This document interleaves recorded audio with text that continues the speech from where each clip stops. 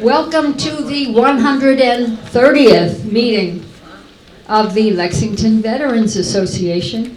I'm Linda Dixon, and we just saw some of you we saw a lot of you on Thursday evening, didn't we, at the D-Day talk, which we're going to talk about in a few minutes, very briefly. It was grand, and we just thank you, so many of you for your support. However, the very first thing we always do to start off our programs is to ask you to rise for our Pledge of Allegiance, and it will be led by the one and only Jim Ramsey. Where are you? Here he is. Here I am.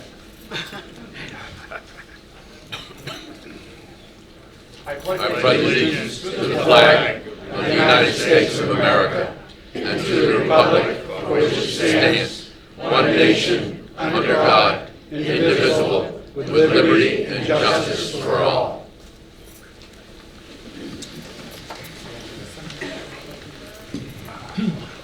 Well, as Linda usually does, I'll take over the job of thanking Starbucks again for their wonderful supply of coffee. Most of you know that I pick up the coffee and bring it in. Today we were going to be visited by the manager of the downtown Starbucks store, Jill Adams, who's a terrific person. She's very supportive of the vets with what she's doing for us. Plus she also, a month ago, she asked me what else she could do, wanted to help. They set up a collection bin in the store for support of the library over at the VA, where I work, where Frank Mahoven works.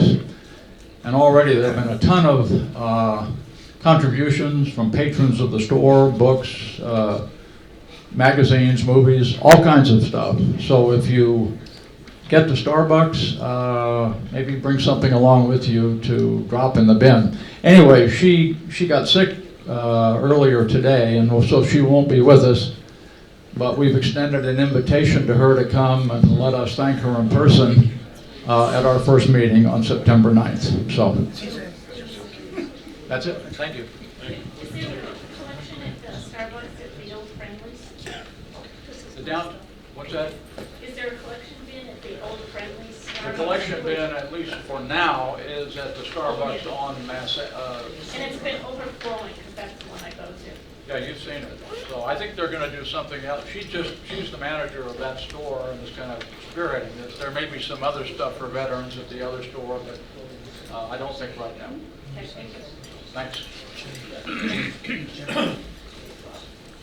And thanks to all of you for putting your small but thoughtful donations in the straw basket. That's what keeps us going as an organization. And thanks to those who donate some of the home-baked goodies. It's wonderful. We appreciate it. They go so well with the Starbucks coffee. I'd like to ask Sue Rockwell to come up. Sue and our organization were partners at the extremely successful talk at the Cronin lecture on D-Day last week, and so Sue is just going to give us a quick rundown of how it went. Thank you. Yes, for the second time we had a very successful partnership between the Historical Society and your organization, and we're very grateful for that. And I just wanted to say a quick thank you for that partnership. Linda was responsible for getting the speaker. We had contributions of food, and Jim was able to get us coffee from Starbucks for that evening as well, and several of you helped serve the coffee, and so we had quite a collaboration going. So I want to thank you all for coming to that event and for supporting both organizations. And I also wanted to thank you for your forbearance with our new reservation system. It turns out that it was a good thing that we did that because we knew a lot of people were coming and we brought in extra chairs. And despite the fact that this system needs to be smoothed out a bit and communicated a little better, we were able to seat just about everybody. So thank you all for working with us on that, and we hope that something else will come along, like maybe, the end of World War II next year, maybe? I don't know. We'll come up with something. In the meantime, thank you so much, and continued success to your organization. Thank you. Let me just say it was heartwarming to look out in the audience and see so many members of the LVA out there.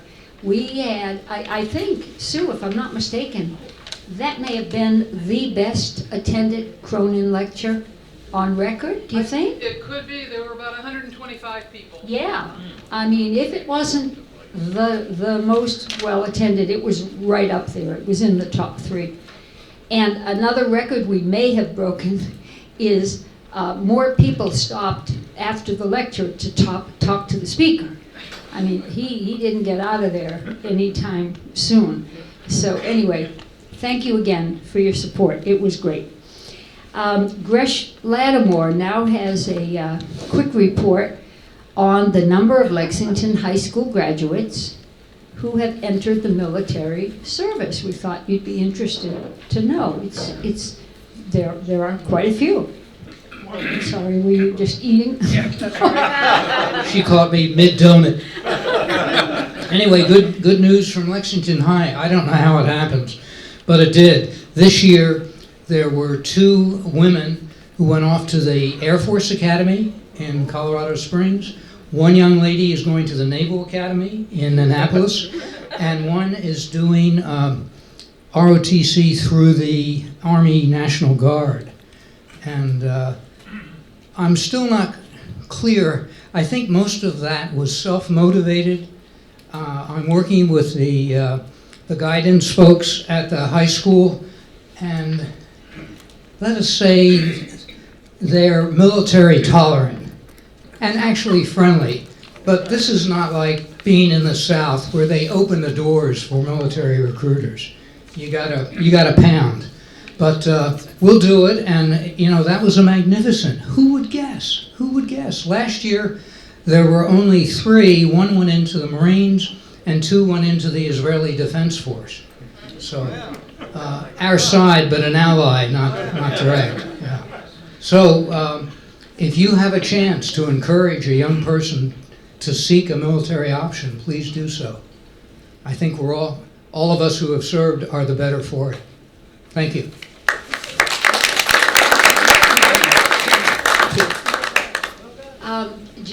Gina Rada, I don't think you are here, but Lorraine, are you here? Where are you? Yes. Do you remember at our last meeting, this was kind of amusing, Gina talked about a baby shower that she, as Veteran Services Director, was sponsoring for returning female veterans who are now starting their families. And she was collecting gifts and cash donations for these veterans. Well, the shower was held, and I understand it was fabulous. Gina's not here to talk about it, but Lorraine, you attended. So would you mind I thought it might be interesting to find out how the expecting veterans shower went. Tell us about it.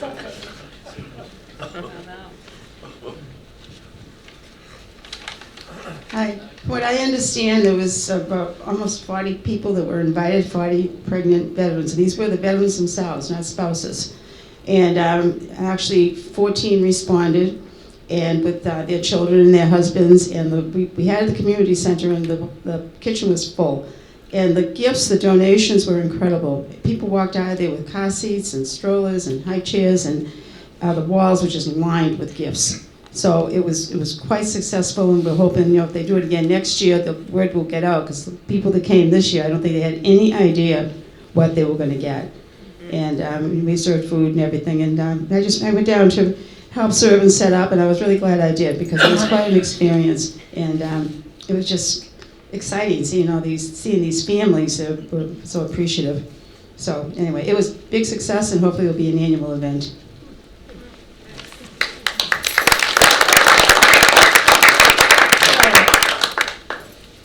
Okay, our last announcement before we get into the program.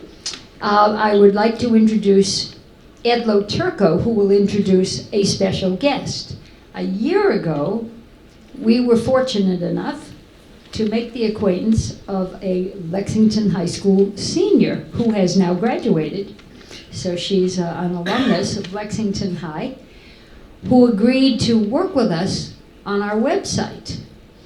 And she and Ed have been collaborating on the website for the past year, and they're going to tell us a little bit about it and many more things, and I won't say any more than that. I'm going to let Ed take it over. So I know you'll be very interested in hearing this next very brief presentation. Ed. Thank you, Linda. Welcome, everybody. I'll first start off with 2 introductions. You all knew I was producer for many years. I've kind of retired from that now. Got to keep moving on doing different things. But Ed and Hans are both the people that we want to recognize as replacing what I did in that booth. It's a lot of fun job and at the same time a little tedious, but they're learning, and I think they absolutely deserve a big hand for picking this up.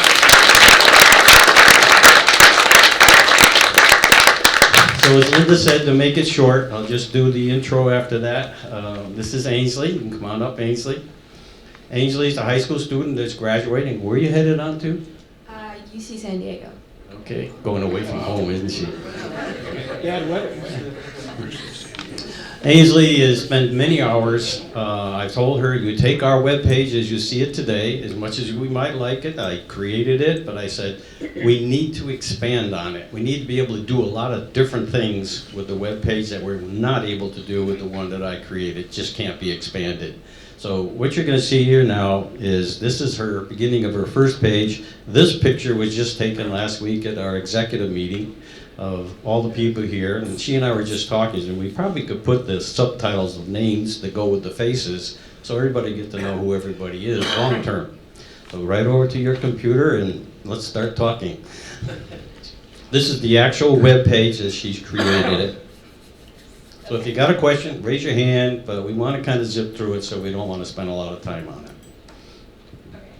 Go ahead, I'll hold it to you. Cool. So we designed it so that when you get to the first homepage, it'll have the next upcoming speaker. So as you can see, this is today's speaker. And then on the side, the upcoming events tab will show all the next upcoming speakers. So September's speaker will be up there, and October's. And then if you click on the schedule button, it'll take you to another page. Ooh, well, okay, well, it's not showing here, but it'll show on your computer, where it has like a Google calendar on it, and you can click on each of the events and add it to your own calendars if you have a digital calendar. And then also we have links to all of the past presentations that Ed has been putting on the Lex Media website. I can't hear it. Sorry. So this has all the links to all the past speakers that you guys have seen before. So if you click on the links, it'll take you to the recordings of the speeches. Yep. So that's what we've got. So you can access the past performances on your, that's fantastic. Yeah. Mm-hmm. Excellent, thank you. Just as a real note too, a lot of things are happening during the summer months. I'm working on getting everything in place upstairs for everything that we've ever done that was recorded. We in the library. That's almost there right now as we speak. We're taking all of that and putting it into the Lex Media archive file. With the help of Terry, we should hope to have that in the position of maybe going YouTube before the summer's out.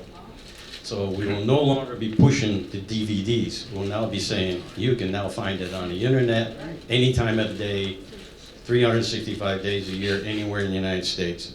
So this is the goal, and I hope to get to that goal, finishing out before the summer's finished. With the help, obviously, of Lex Media. Hello, and Terry. URL? Oh, it's lexmavets.org. Say that again? lexmavets.org. It's the same as the web pages right now.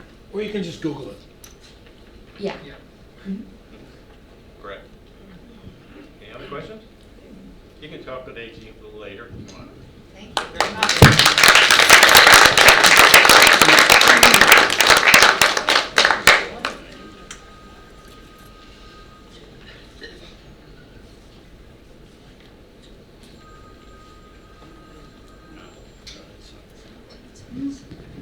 Just a slide. Yeah, right up there. I didn't know why we had Harry here. Click the button. Thank you.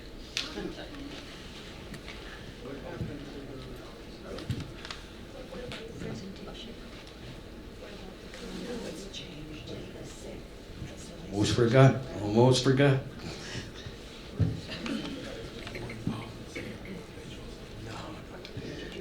Every year we've had something to deal with when giving thanks to our high school students. Of course, we had one last year, which was my assistant in the production area. With Ainsley's work and whatnot, we like to present her with something of a large amount of thanks, and this little gift I'm passing on to her. So Ainsley.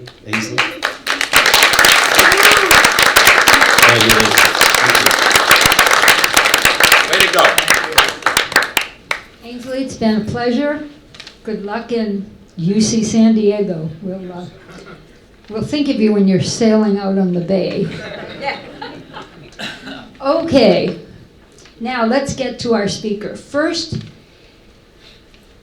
for any of you who thought you were coming to hear the Enigma Code, we did have to have a swap. 2 months ago, the battles of Saratoga were supposed to have taken place, but our speaker got pneumonia. I mean, how thoughtless of him to get pneumonia. And at the last minute, our June speaker for the Enigma Code literally was at the gym, and he said, I can do it. I'll go home and change clothes and I'll be right there. So we swapped our April and our June speakers. So we are now talking about the battles of Saratoga. So I hope that's what you came for, or I hope you're not too disappointed to learn that's what we're hearing today. You won't be disappointed. So Bob Lewis is speaking about the American Revolution. Now, we originally scheduled him to speak in April, which is a perfect time to talk about the American Revolution. Bob is going to analyze a crucial military campaign, the battles of Saratoga. They turned the tide of the American Revolution in America's favor, because it was these battles that convinced France that the colonists could actually win the war, and France turned their support to the colonists. There are many lessons to be learned from the Saratoga campaign. The importance of a unified command, the critical role of logistics, and paying attention to your supply lines, maintaining the loyalty of your allies. The British had a brilliant plan, but it fell apart. Bob will take us step by step through the campaign and show how the colonists achieved victory. Captain Bob Lewis spent 7 years with the U.S. Navy as a patrol plane commander, serving on 3 aircraft carriers, Wasp, Intrepid, and guess what? Saratoga. Isn't that great? As a Naval Reserve officer, he flew P-2s and P-3s, and he commanded his Naval Reserve unit. In his 30 years with the Mitre Corporation, he spent 8 years in Germany at headquarters U.S. Army Europe, helping to develop joint communication systems to integrate the Army, Air Force, and Marines. He later returned to Germany to lead the communications engineering effort for an alternate command base in Romania. He serves on the executive committee of the Lexington Veterans Association. He's in that photograph up there. So, let's find out about how we gained our independence and how we're all here today. Please welcome Bob Lewis.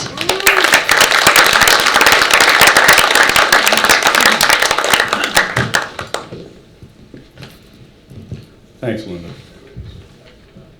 I'd like to tell you a short story about some old pals that really liked baseball, Tom and Scott. They had started playing baseball together before school. Then they played together in the same teams. In junior high, they played together.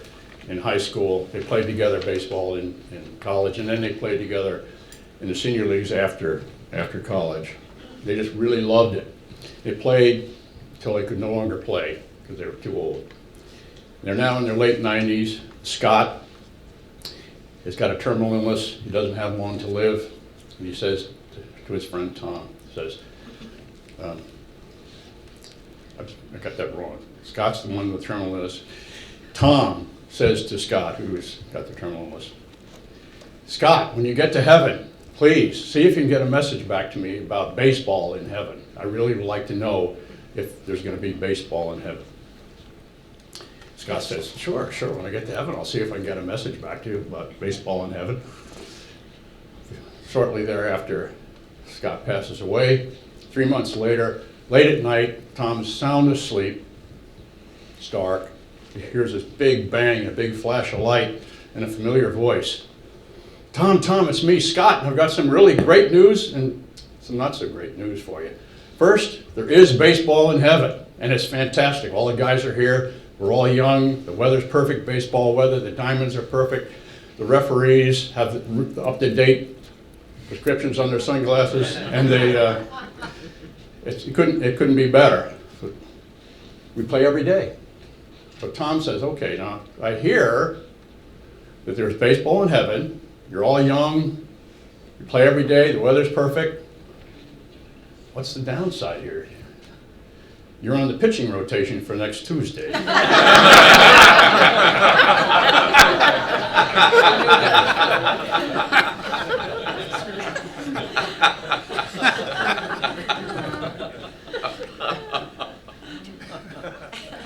We start at the end of the story.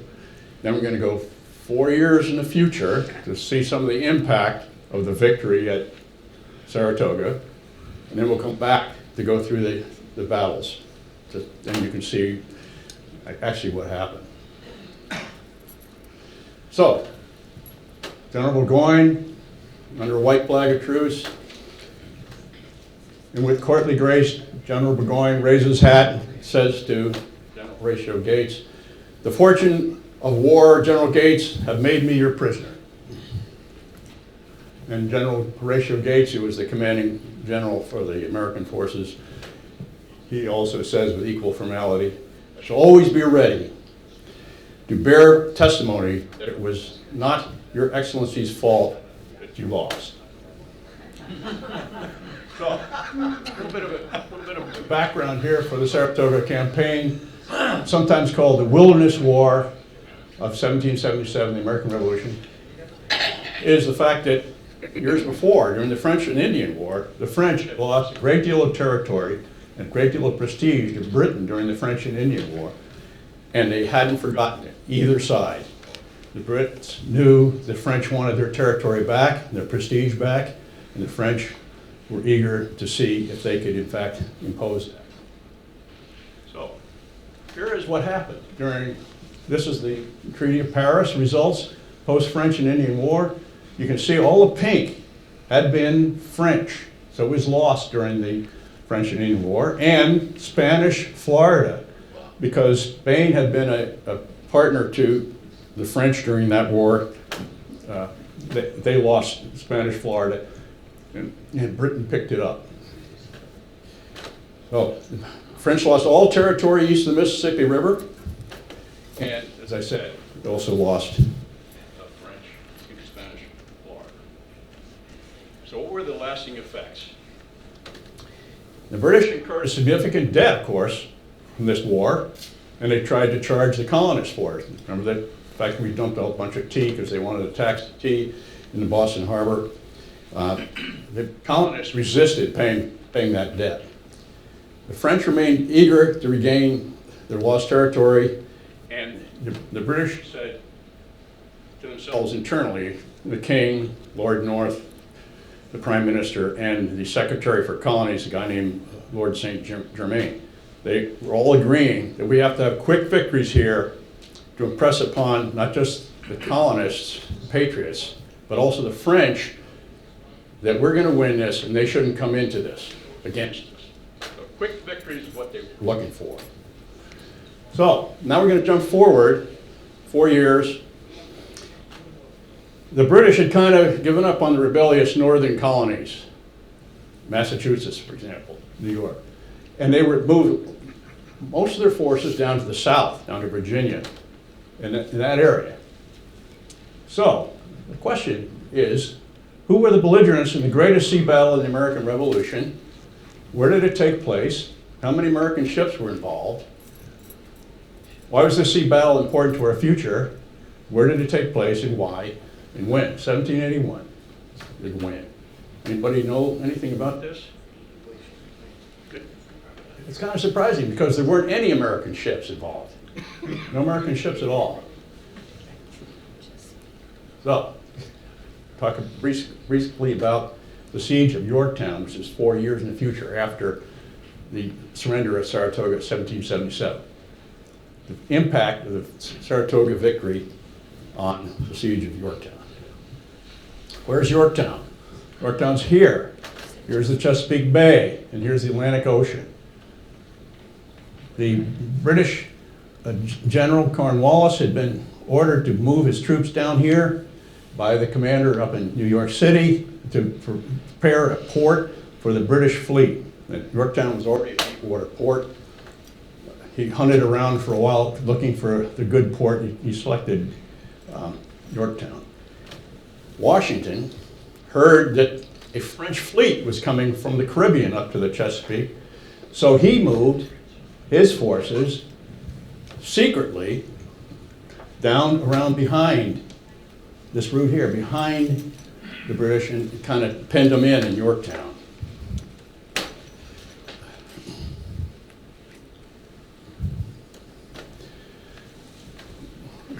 Larger picture, year 1781, green is the Americans, and you can see where we had French forces there, and you can see the Yorktown was a small area here, right there at Yorktown. They had another fortress across the river, York River, called Gloucester. That was kind of to protect them, and also to provide an escape if they should need it. So, the French fleet arrived, anchored off here, provided supplies for the French and American armies, and also 8,000 troops. The British arrived here 5 September, and notice where the wind is coming from. The British rules of engagement were really strict for admirals. They had to fight sea battles, of course, very, very strict doctrine. The doctrine was that they couldn't trap the French in the Chesapeake Bay. They had to wait to have them come out and line up. And so they have a battle line. I put the wind on here again because the wind was so extremely important. And I hope to do a talk on the whole Battle of Yorktown and the fleet movements and so forth next year. But for now, just know that the French were downwind from the British fleet, and that was a serious advantage for the French. A painting of that battle. They got close enough and blasted away. This is a model of the French admiral's flagship, the Ville de Paris, and notice it has 3 gun decks on it. Remember that the USS Constitution had 2 gun decks. Remember, Constitution was a 48-gun frigate, so this one had 90 guns, 3 decks, 1 more whole deck for cannons, and then they added 14 cannons up to on the quarter deck, smaller ones. So these were bigger, heavier, and the heavy duty of a battleship. So, here's the Battle of the Chesapeake. You see the belligerents, France and Great Britain. U.S. did not play a part. We had no ships in the battle. Two admirals, Admiral Gross and Admiral Graves. Look how closely aligned they are. 24 ships for France and 19 ships aligned for Great Britain. You can see the number of guns they had and what actually happened. 2 ships damaged, 5 ships damaged, and only 1 ship actually scuttled because it was the leaking water. So this was really a draw, really kind of a draw. The British had plenty of fight left in their fleet, but Admiral Graves decided, nah, I'm going to go back to New York City and get my ships repaired. He abandoned his mission, basically. And what happened was, after the battle, the French fleet blockaded Chesapeake Bay with their fleet so that no British ships could come in and resupply Yorktown or help Yorktown evacuate. So the French really saved the fight for us here in the South and actually had a really important role in the defeat of the British Army in Yorktown. And this was the last major land campaign in the Revolutionary War. And the war lasted 2 years later till the British forces evacuated from New York City. So, last major, I just said that. No, the honor that people gave the French was pretty dramatic. At dinner, when Washington's officers were there at dinner with him, they drank toast to the King of France. And this was a legitimate American flag in 1781 and 1782. And you can see the gold fleur-de-lis in the flag. And so now now that you understand the importance of Saratoga, that it brought the French on board on our side, now we'll go back and we'll talk about the actual Saratoga campaign and what happened. So the philosophy was to split the colonies. The rebellious North from the more docile folks in the South. We're more loyalists in the South, so we're going to split the colonies in half. And we will, see if I can get this to work. Nah, not going to work. And the natural waterway, which had been used for commerce for forever, was St. Lawrence River down to Lake Champlain, sometimes coupling it with a bit of Lake George, then down to the Hudson River. It was only 12 miles from the southern end of Lake George down to the Hudson. Then, of course, Hudson flowed all the way down to New York City. The Hudson's quite deep. They could bring the British man of war up to within just, I think, 40 miles south of Albany. The man of war drew 20 feet of water, so you can see how deep it was easily navigated up to Albany. Let's see. During the earlier wars, during the French and Indian War, the armed forces of France and Britain had fought bitterly for control of this waterway, and both sides had built forts along the waterway. So it had been contested before.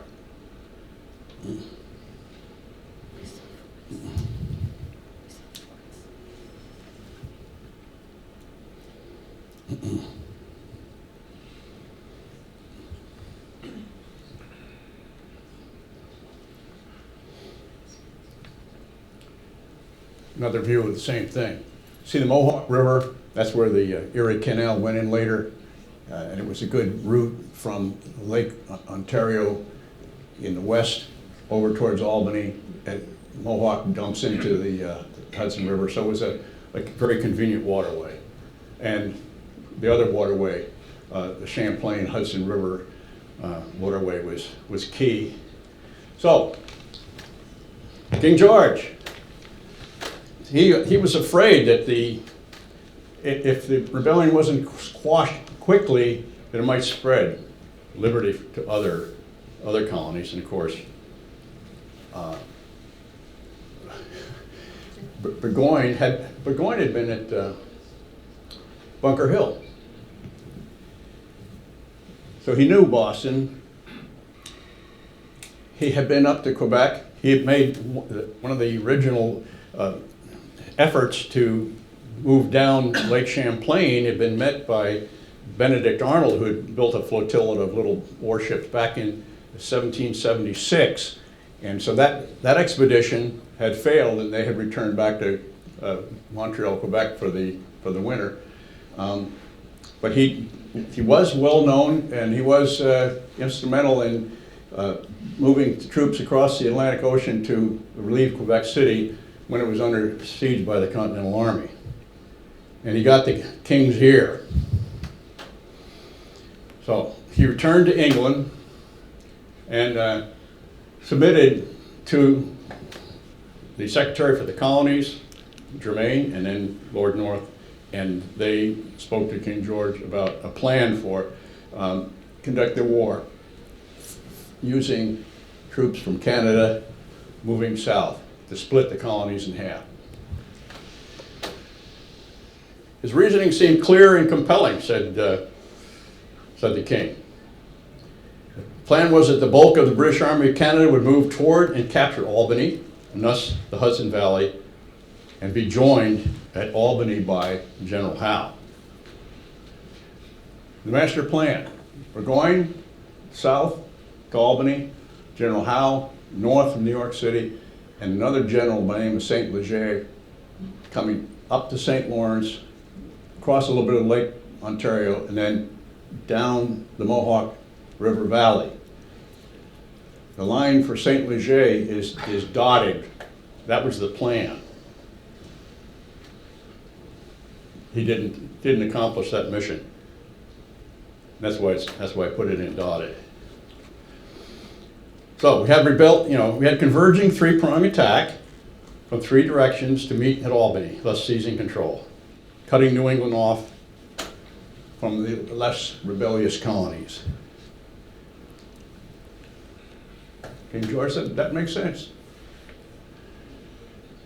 Lord North agreed. Lord St. Germain, he told his secretaries, okay, write up the orders. We got a boat leaving shortly for the colonies. We get that orders on that boat and let General Howe know what the plan is, so he'll know that we expect him to march north from New York City. But St. Germain was eager to go on vacation. His horse and carriage were out front. He came into work, and the letter wasn't ready. Letter wasn't ready. So I'm going on vacation. I'll be back. His secretaries, the next few days, finished the letter, but Lord Germain wasn't there to sign it, so it got filed, and forgotten. That was a serious mistake.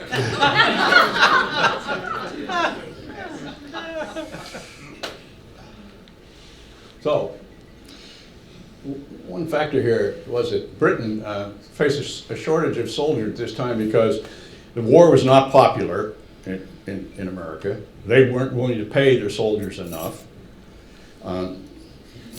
So the shortage of men was met by hiring large numbers of mercenaries from several German states.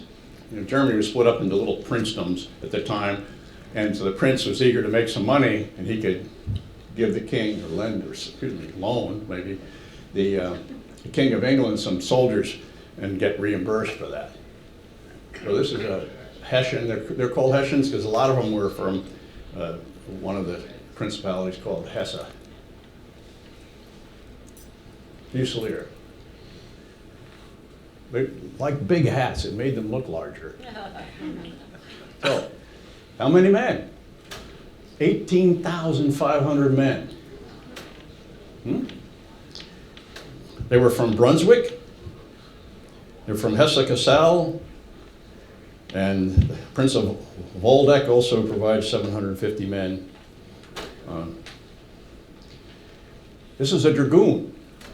So these are Braunschweiger dragoons. These were cavalrymen. They arrived from Germany without horses, but they had these really uncomfortable cavalryman boots on. They were stiff leather boots. I'm guessing they were designed if you were on a horse and some guy came up and tried to slash at your leg with a saber of some kind, that these would prevent damage. They also had spurs, really awkward for walking.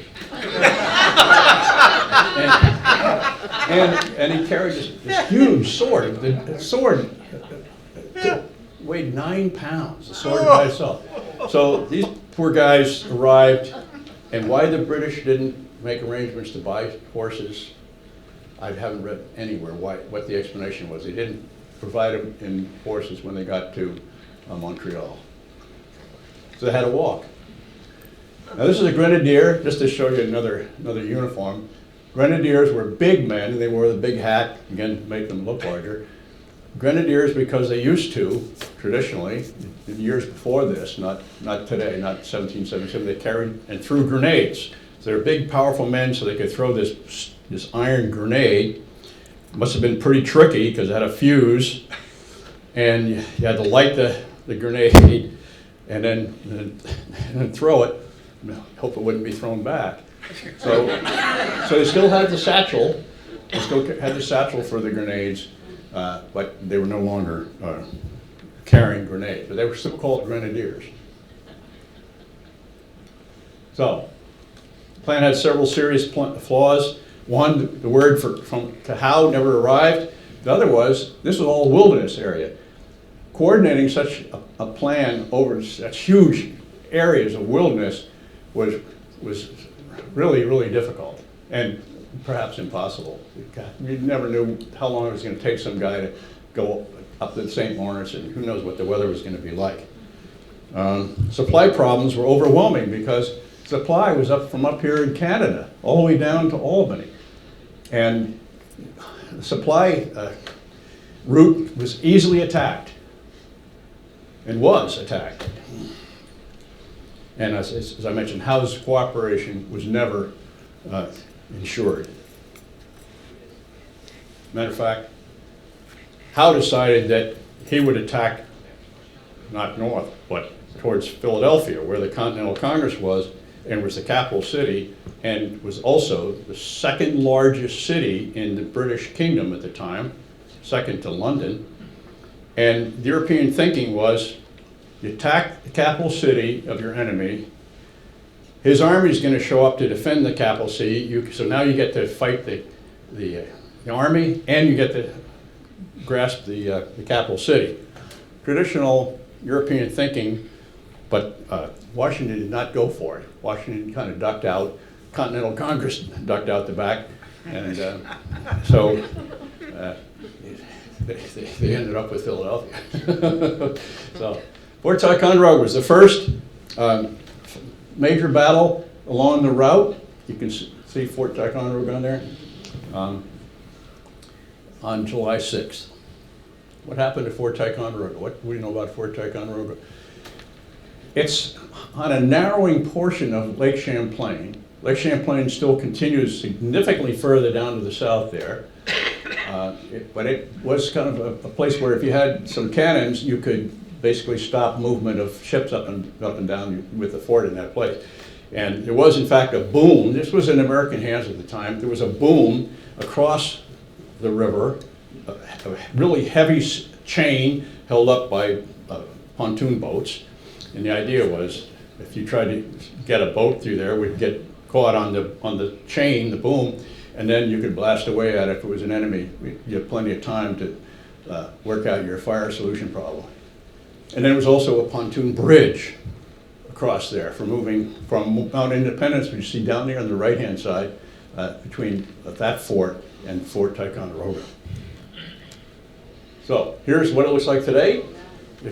You should go there if you haven't been there. It's a really beautiful place. You can see this is where the bridge was and where the boom was across to what's now Vermont. That was the prize. So I think I'm going to try to get a laser for 1 second here.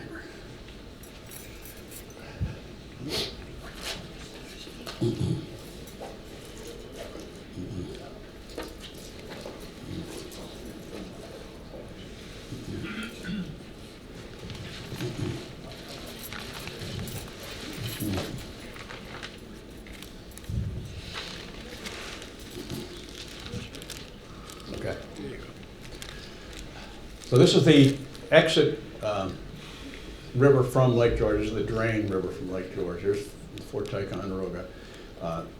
We're going, let the British soldiers off a couple miles north to go around this way, basically, and he let the Germans over here under Riedisel forces over here on the east bank. The idea was they're going to try to wrap around this fortress here at Mount Independence and wrap around this way and basically surround this fortress so the soldiers couldn't escape. They'd have to basically surrender. This Mount Defiance is 800 feet high. It had never been fortified, called by the British Rattlesnake Hill.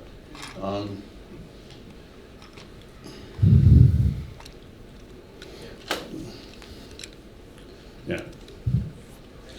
Riedisel over here on this side found that the going is really rough.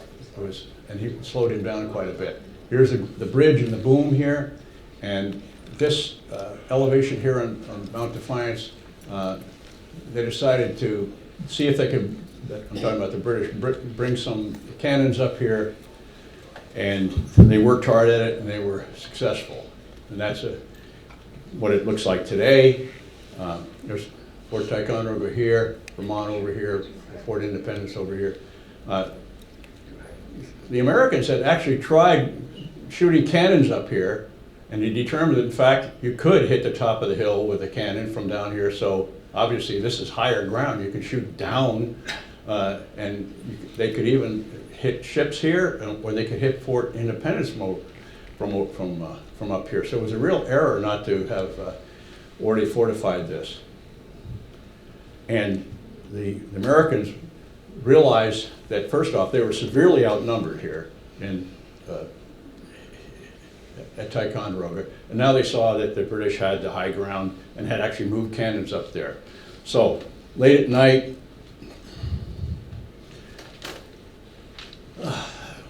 in the dark, basically they started a retreat quietly to get all of the forces across here.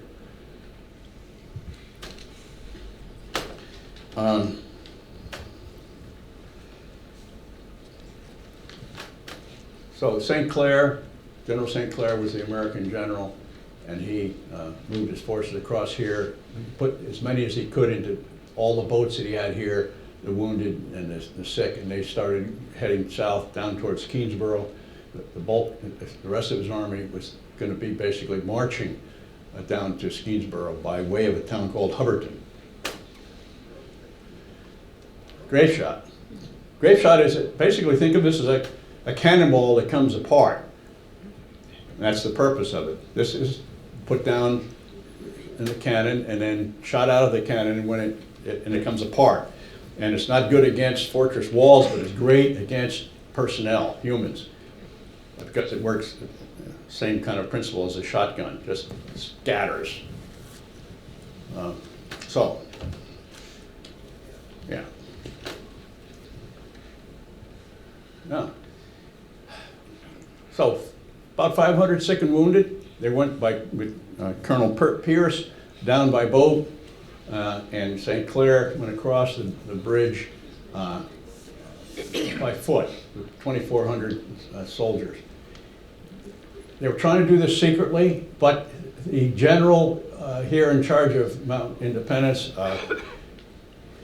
he was a known drunkard, and he basically set fire to that fortress in the dark, and the gunpowder blew up, and the sky was lit up, and the British saw that the Americans were retreating, so the British were alerted much earlier than General St. Clair hoped would happen. Now, on this side of the boom in the bridge, the Americans set up a couple of cannon and basically had the grape shot. It's all set to go. They were going to be here. The British started coming across here. They were going to fire the cannon, and that would really slow the British down.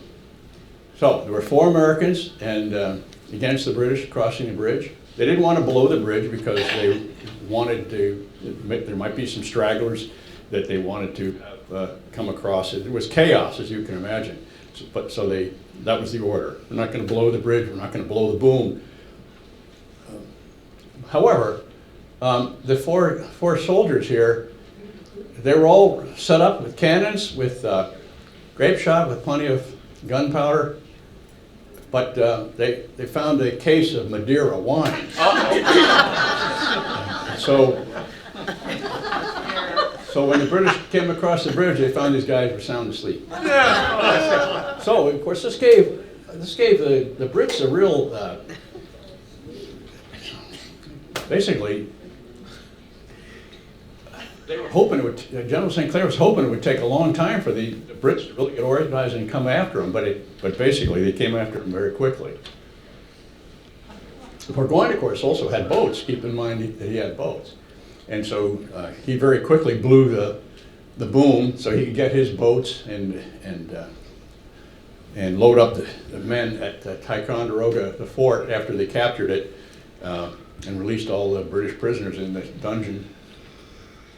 And they proceeded to come down Lake Champlain down towards Skenesboro, much earlier than the Americans were hoping would happen. So the first battle, after that, Ticonderoga was called the Battle of Hubbardton, 7 July.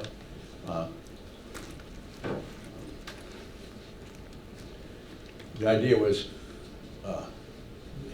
the Americans were going to come down here to Skenesboro, meet up with the guys that had taken off by boats down here, and then they were going to march on down towards Fort Edward.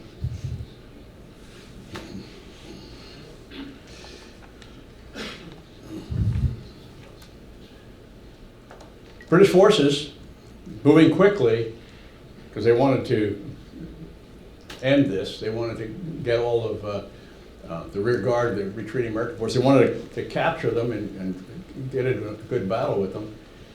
So they caught up with the rear guard of the retreating American forces really early in the morning. And the Americans, the rear guard, were still cooking. Some of them were still asleep when they weren't expecting the British forces to catch up to them quite so quickly.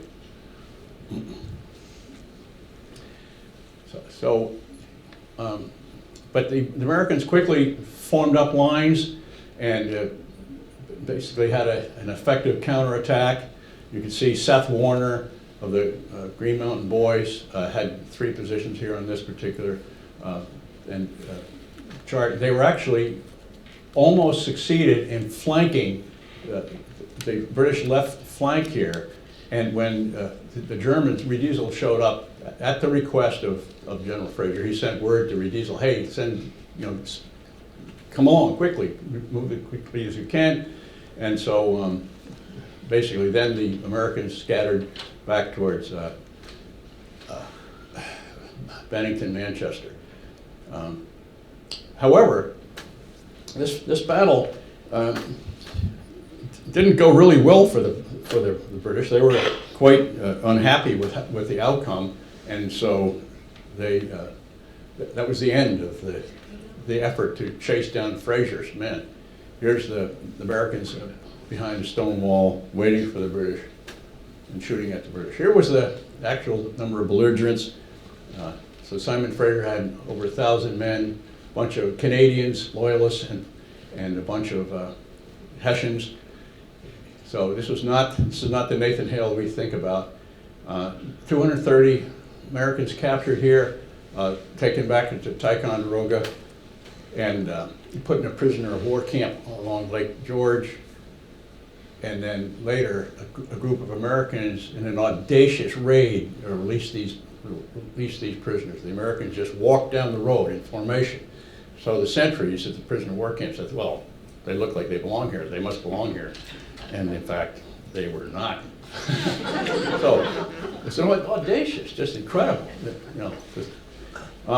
So they lost a number of men, and so they basically said, we're not going to go after any more of Seth Warner's men, and we're going to just proceed. The Brits said, well, we'll just proceed on down towards the southern end of Lake Champlain, where we'll meet Burgoyne. Much of Iroquois Indians here, fighting on the side of the British. After the battle, Americans proceeded down towards Manchester and then Bennington. The British proceeded by another route, this route here, over towards Skenesboro. The Americans had gone to Skenesboro, but had not finished unloading all the boats. The British showed up, saw the boats, started firing on the American boats, and set them on fire, and a lot of gunpowder and so forth in the boats. So there was a horrendous fire here at Skenesboro, basically scattering the American forces that then headed the south. The British, of course, wanted to join up with Burgoyne's army, and they did here at Skenesboro. Now, St. Leger, he came down from Montreal, came up the St. Lawrence River, crossed Lake Ontario, and arrived at Fort Oswego, which was typical. That at the end of any portage, there was a fort. And so there was a Fort Oswego here at the edge of Lake Ontario, and that's where St. Leger disembarked, and his mission was to go and move down the Mohawk River to Albany and join up with Burgoyne and Howe from the south.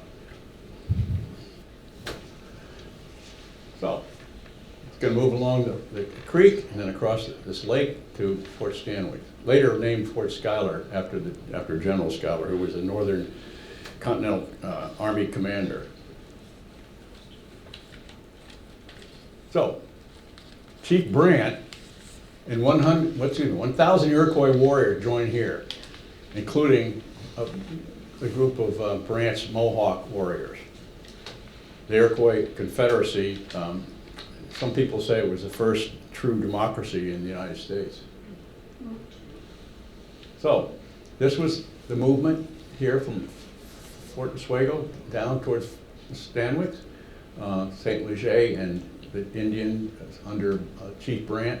Here's some of the tribes that were in the Iroquois Nation. You can see where Albany is here, and Saratoga is here. So, see here's the Oriskany battlefield.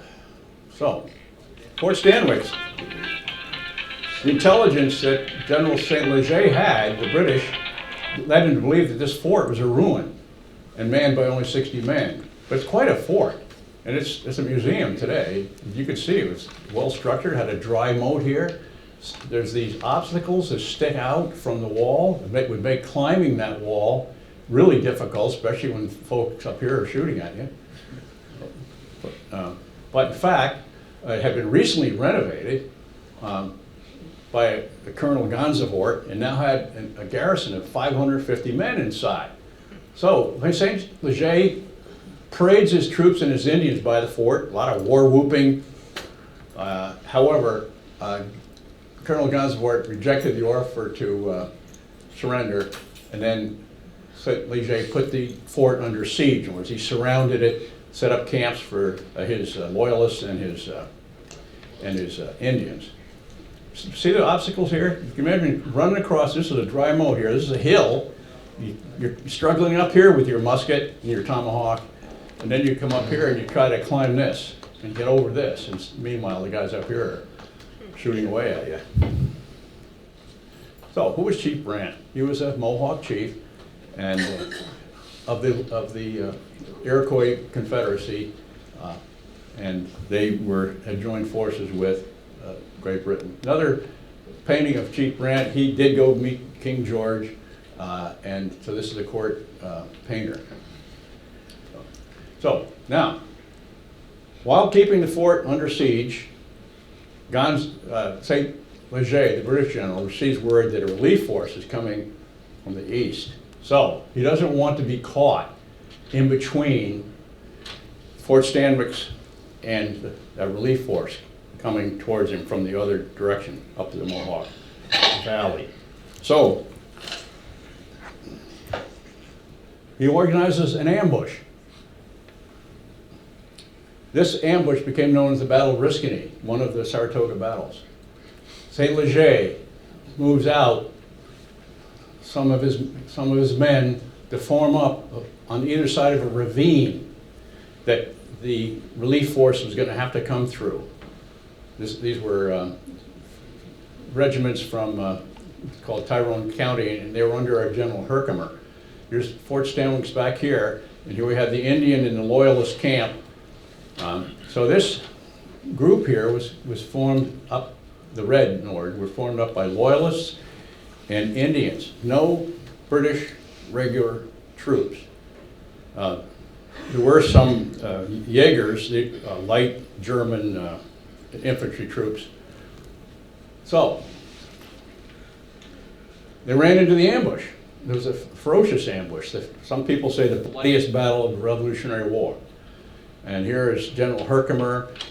A musket ball had gone through his horse and hit him in the leg on the other side after coming out through the horse. This is the story. There's a painting by a fellow by the name of Jan, back when you could get a stamp for 13 cents. So, fierce battle. Notice there's a squaw here. Basically, she was loading the musket and handing it to the Indian brave, and then loading the next one. And these, the militia learned in the stories. They learned it in this battle. When you're fighting a heavy force like this, you pair up with another militiaman. You basically shoot, and then while you're reloading, the other guy gets ready to shoot, because what the Indians were doing was you would shoot and then they'd run out from behind a tree, and while you're reloading your musket, they'd take a tomahawk to you. So this technique really turned the tide of taking turns, taking shots and waiting. But it was the bloodiest battle of the Revolution. Over 400 of General Herkimer's men were killed. So notice no regular British Army here. Just a few of these Jaegers. And notice the Iroquois Confederacy here, fighting on both sides. And one of the outcomes of this was that the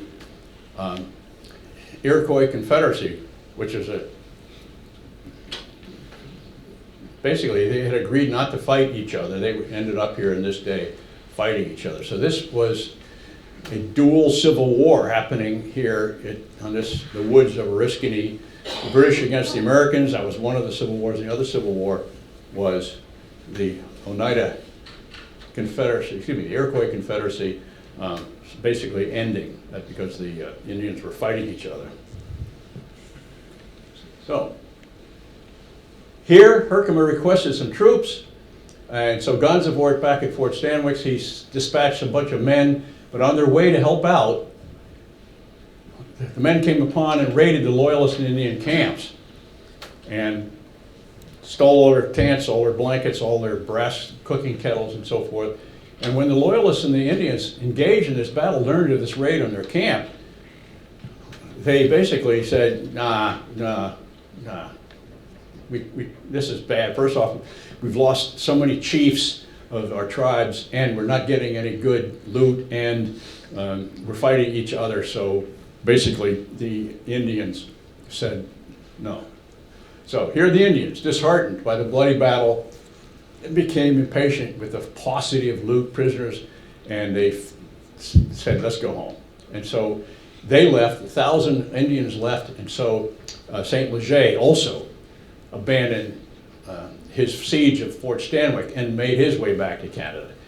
So now, poor Burgoyne, he's lost St. Leger, he's lost all those Indians, he's lost General Howe coming up from the south, so now he's basically by himself. One part of the story that's kind of interesting was Benedict Arnold was on his way to Fort Stanwix, apparently had a tremendous reputation as being a fierce and effective fighter, even among the Indians. He persuaded a condemned prisoner that he had, say, well, tell you what, you have a choice. We'll hang you, or you can convince the British that huge force is on its way. So head to Fort Stanwix and tell the British that we're on our way with Benedict Arnold. And this worked. It terrified them. The British left their siege around the fort here so precipitously, they left most of their equipment behind him. The withdrawal was so precipitous, most of their equipment was left behind. But Arnold was effective, but he didn't he didn't get there even to fight. He got there too late to fight, but he still was effective. How many of you know about Jane McCrae? Yeah, one guy, Jane McCrae. Who was Jane McCrae? Jane McCrae, by all historic accounts, was a beautiful young woman, 23, just really, really attractive. And she was betrothed to a loyalist soldier in Burgoyne's army. This soldier was in Burgoyne's headquarters, and he sees on the table, a nice long table like that, he sees a whole bunch of scalps. And he recognizes this long red hair that went all the way down to the floor from his fiancée, Jane McCrae. Here she is, but this is a key idea. Most of the colonists were apathetic. They needed a spark. And spark was provided by one of Burgoyne's Indians, a guy named Panther. There's several versions. They all agreed she was tall, about 23-year-old, and beautiful, and had long red hair that went all the way to the ground, and so her scalp was easily recognized. Okay, I went over that. Okay, so the scalp was recognized by her betrothed. Now, what happened was that after an inquiry, Burgoyne wanted to execute the murderer, but was advised by the Indian agent, a Frenchman by the name of Deluc, that if you execute the Indian, then all the other Indians are going to leave, and they're going to massacre everybody on the way home. So you shouldn't do that. So Burgoyne basically got the Indians together. He changed the rules of engagement for the Indians to the point that the Indians didn't want to be with Burgoyne anymore, and they all left anyway.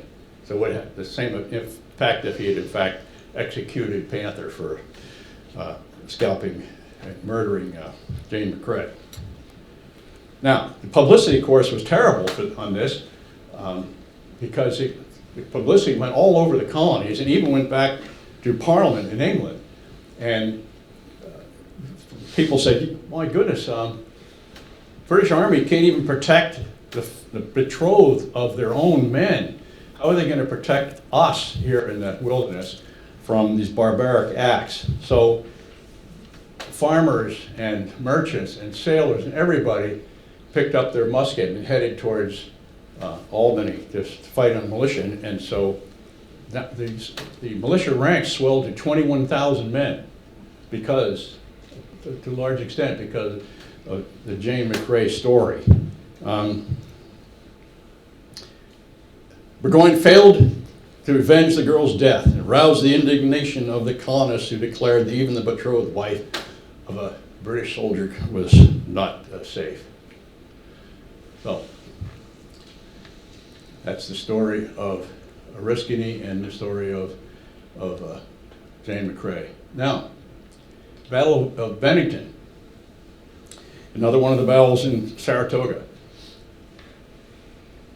Bennington, those poor guys that had been dragging their saddles and all their other tack, the dragoons, they kept saying, "Hey, let's go steal some horses," and so they convinced Burgoyne. So a large troop of Hessians basically headed towards Bennington, unaware that General John Stark was there at Bennington, and when you read about him, you realize this guy was an amazing fellow who could really get organize men and lead men and inspire men. And this is his saying, apparently: "Live free or die." You see that on the license plates. So the American force that bombed, and Lieutenant Colonel bombed the Hessian, as men met at Bennington, consisted primarily of a brigade of militia raised by New Hampshire and led by John Stark. John Stark had refused to take commission from the Continental Congress. His commission as a general was from the New Hampshire grants. So, what happened? Basically, Lieutenant Colonel Baum, a Hessian, his men met at Bennington, primarily met Stark's brigade, militia. Stark apparently intending to attack Burgoyne's rear moved his brigade into position, and this is the folks that were there. They had some Hessians, a few Canadians, and a Republic of Vermont folks, and some United States, and some Indians.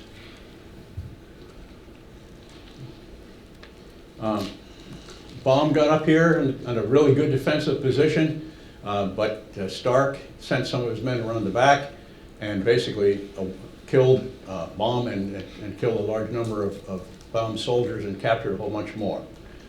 So this is a real disaster for the British. They lost 1,000 men, another 1,000 men here that they couldn't afford to lose. They were outnumbered and they were destroyed. Lieutenant Colonel Baum was killed. Breyman retreated basically back. So he was another German officer, and he basically retreated back because he couldn't take on the Americans at this point. So notice here, almost 1,000 guys that the Germans lost. They didn't have 1,000 men to lose, and the Americans fought very well and had very limited casualties.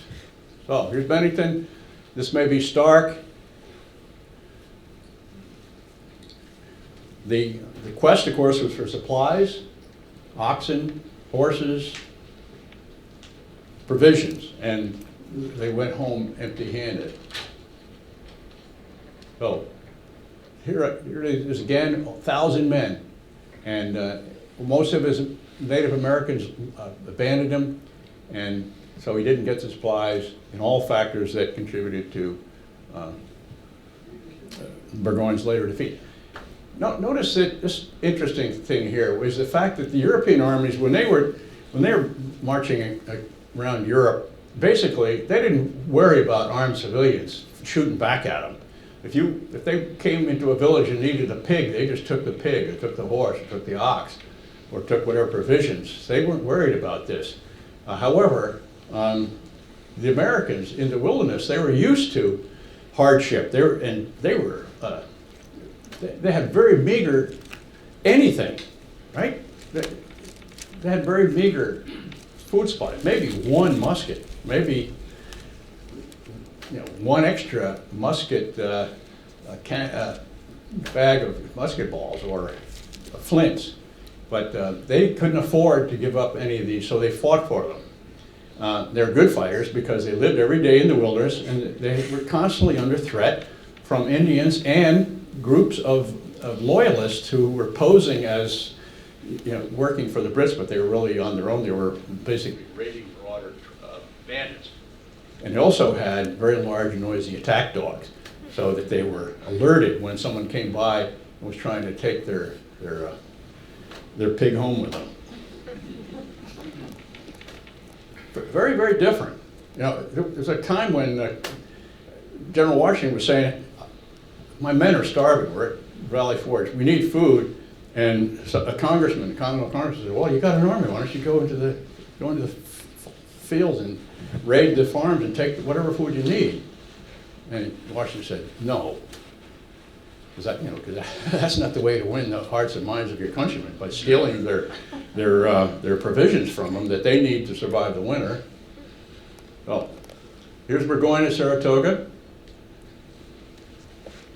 This fellow was a Polish military engineer, and he designed the floating bridge at Ticonderoga, and also the fortifications at West Point. And he was brilliant, and apparently was able to influence other people into his way of thinking. So he designed the successful fortifications at Saratoga.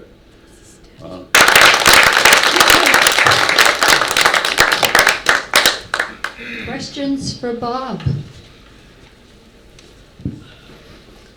I'm looking forward to your next go-round. This just scratches the surface for me. Thank you so much, sir.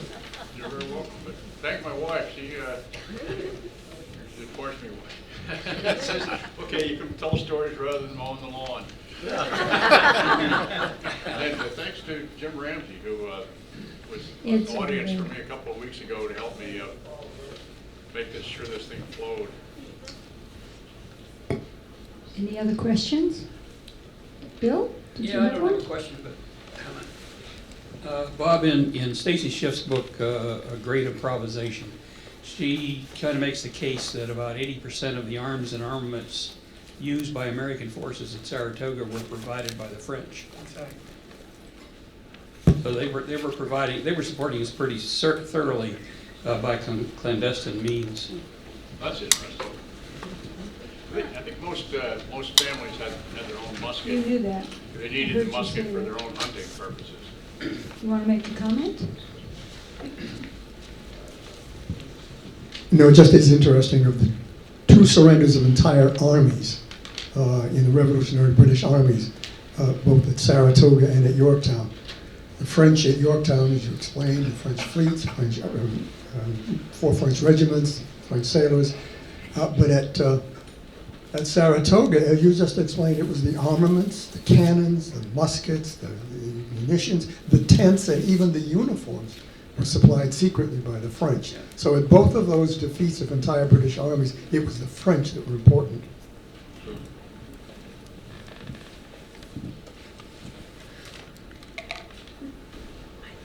Yeah, some of those French patriots lost their head in the revolution soon after.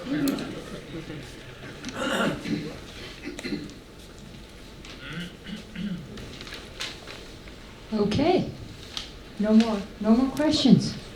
All right, Bob, thank you for a thorough airing of Saratoga. This concludes our spring season. We adjourn for July and August. I hope everybody has a lovely summer. When we return in September, just a very quick preview, we're going to have an interesting program. We will have General William Chen, a Chinese-American career Army general who is in the, wait a minute, I'm losing my memory here.